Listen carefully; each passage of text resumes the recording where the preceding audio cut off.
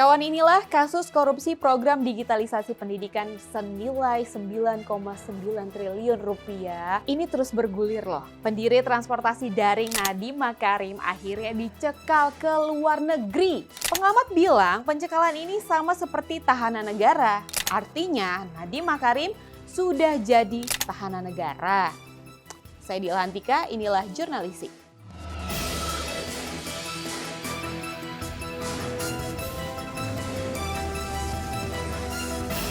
Pencekalan Nadiem Makarim untuk memudahkan pemeriksaan supaya yang bersangkutan ini tidak ada kegiatan keluar negeri sehingga bisa berpotensi menghambat pemeriksaan.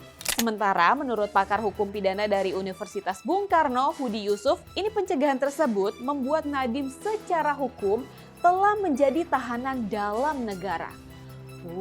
Reaksi netizen mengetahui Nadiem menjadi tahanan negara ini beragam loh kawan inilah. Ada yang menyayangkan nih kawan inilah. Netizen sih bilang udah bener waktu itu jadi CEO pak.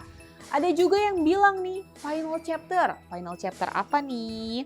Ya gimana ya? Kadang kekuasaan itu memang menggelapkan mata. Jadi semua cara dianggap wajar. Ya enggak? Karena masa pencekalan ini hanya 6 bulan kawan inilah berlaku sejak 19 Juni kemarin hingga 19 Desember 2025.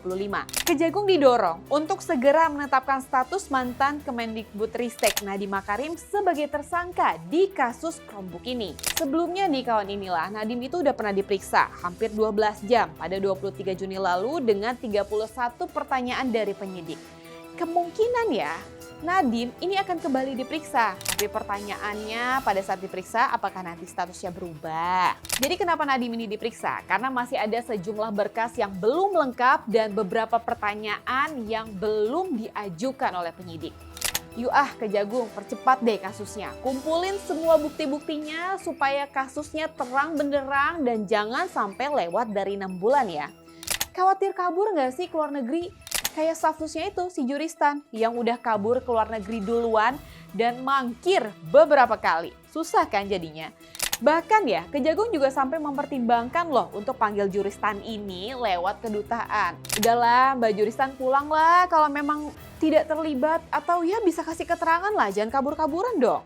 Dan kalau memang ya Juristan ini ditetapkan jadi tersangka oleh Kejagung, doi bisa masuk DPO loh, makanya mendingan pulang deh.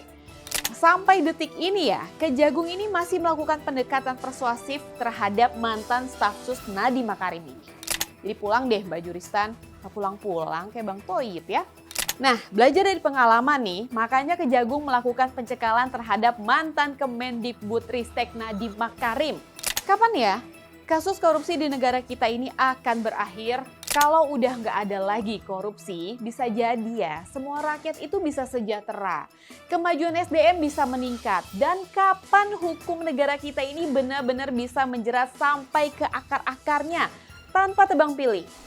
Menurut kawan inilah, siapa saja sih yang akan menjadi tersangka di kasus korupsi pengadaan laptop Chromebook ini? Tulis ya di kolom komentar. Saya Dilantika, jangan lupa subscribe, like, komen, dan share channel YouTube inilah.com. Dan sampai jumpa di Jurnalistik selanjutnya. Wassalamualaikum warahmatullahi wabarakatuh.